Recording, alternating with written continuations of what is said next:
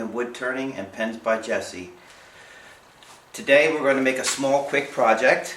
We're using pieces of cedar.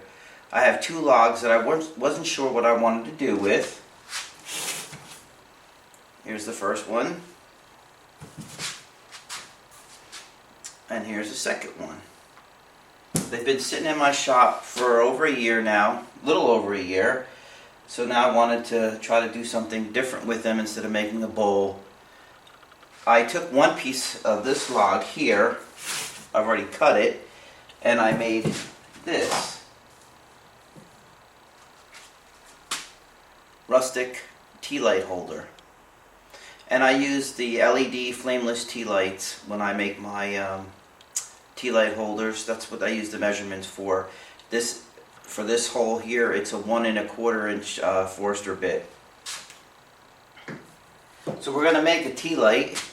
We're going to make another tea light, but a single tea light holder, and we're going to make some coasters. I've already cut the wood. As you can see here, this has already been cut. I cut it on my bandsaw. This is going to be the single light tea holder. And this, using this log, we're going to cut, very simple project, it won't take you that long. I cut and made coasters. So what we're going to do with these, now that they're all cut, we're going to take them, we're going to sand them down, all of them. We're going to drill a hole for the tea light in this one.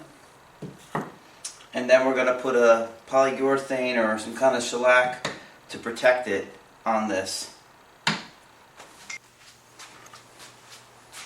Okay, as you can see, we're going to sand this down. I was going to use a hand sander, but I figured it'd be a lot easier to use my palm sander.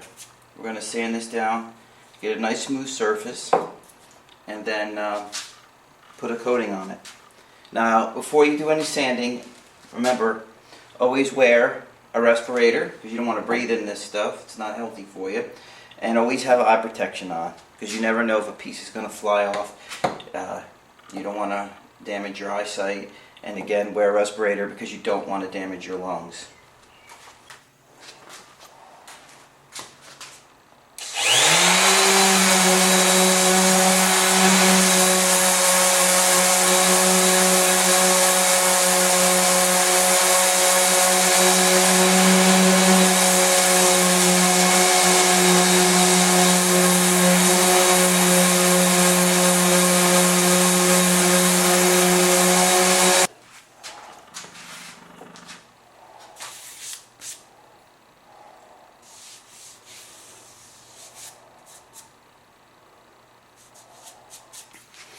As you can see, I sanded both sides and I clamped it down. Before, when I started, I didn't clamp it down, and that made it unsafe.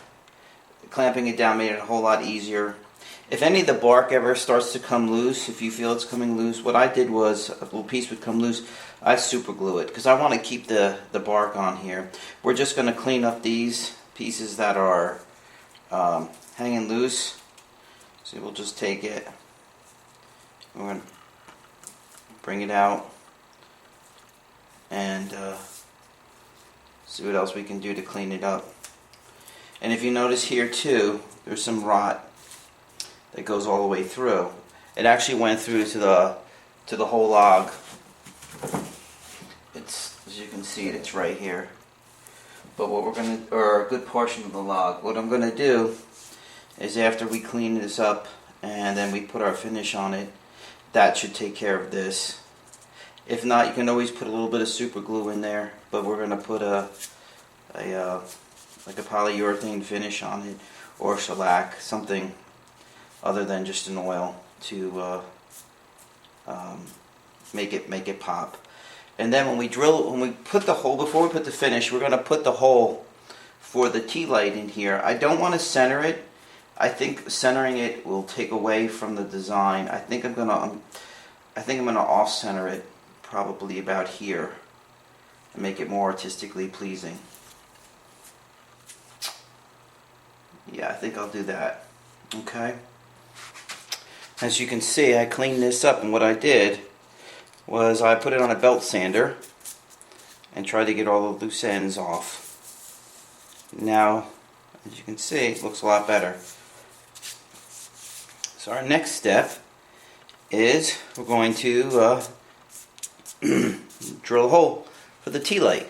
Again, I use LED tea lights. You can use whatever type of tea light you want. If you want to use a flame, I don't prefer a flame because it is wood.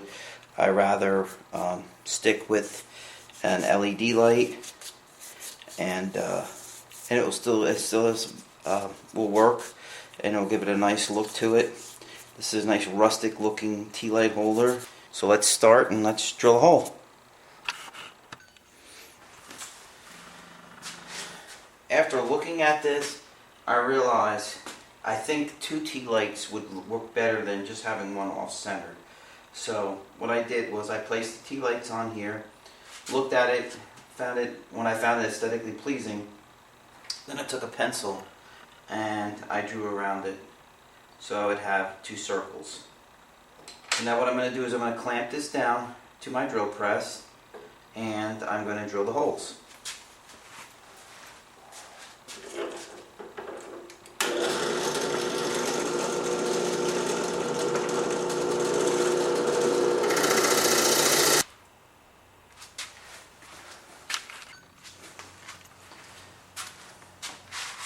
As you can see, I switched drill presses. Again, that was underpowered. This is a horsepower. This should be able to cut through it no problem. That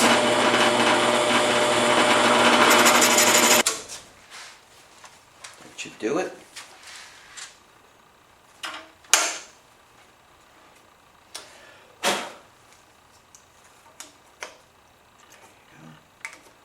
Perfect.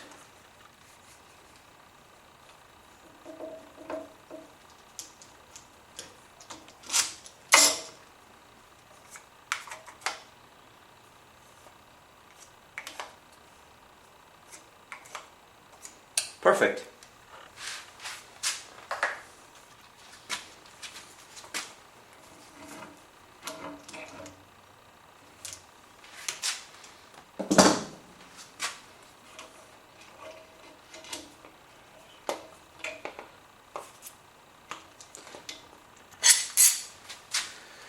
I have some pencil lines, so what I'm going to do is just sand it again, get rid of the pencil lines, and then we're going to work on the finish.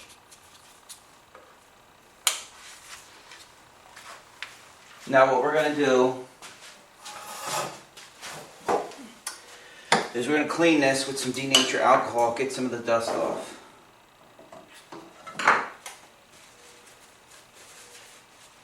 Before we put on our clear coat.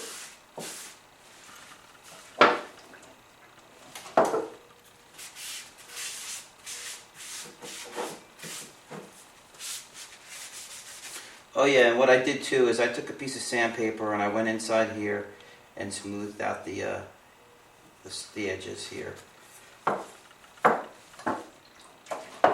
Again, we're just doing this, giving them to get off the dust.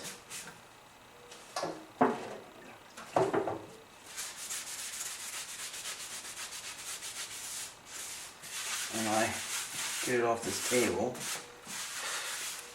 I'm a little cramped for space. I'm in the middle of redoing my workshop. I had to get it waterproofed because I had major leakage. That's why you might notice I have pink walls, because after I had it done, I had some dry lock that was actually mixed with to give a tint of pink. So I just put that on for extra protection to take care of it. But I had it professionally done. I had the basement dug up and drains put in so it won't flood anymore. And my next goal is to actually drywall it so I won't have concrete walls, and get rid of the pink. So now, okay, it's all done. Got the dust off of it. So now we're going to put coating on it. Now you can, if you want to, use oils and they'll bring out the grain and the color, but I'm going to try something different. And like I said, here's a piece of rot. What you can do with that, if you like, you can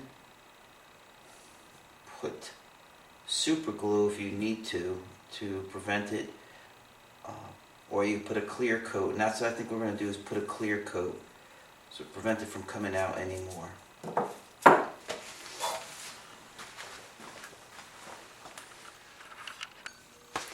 Okay, I'm going to use some 2x Ultra Cover clear coat, as you can see here on this. I have a box that I use, and I have 2 pieces of scrap wood. Take it up.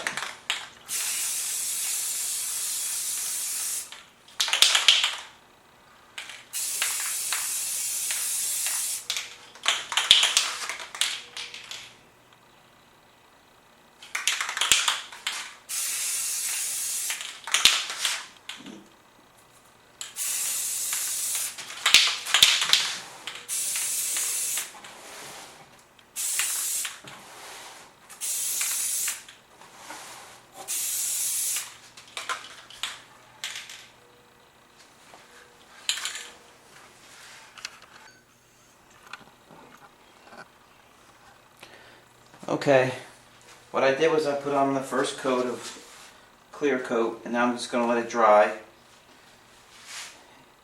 and then we'll put on another coat, then we'll let it dry, flip it over, and should be done.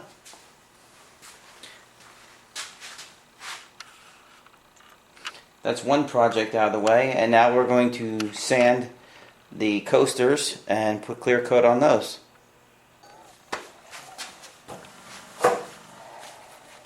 As you can see, I started to sand this, and I'm just going to continue to sand these, and then instead of putting a clear coat, I'm going to put the polyacrylic protective finish on these pieces.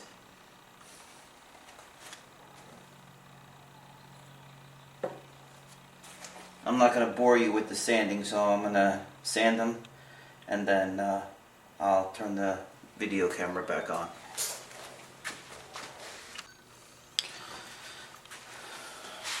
Okay, they're all sanded now, and what we're going to do is we're going to put a coating of polyacrylic. It's water-based, and after 2 hours we can apply a second coat. I'm going to use a sponge brush.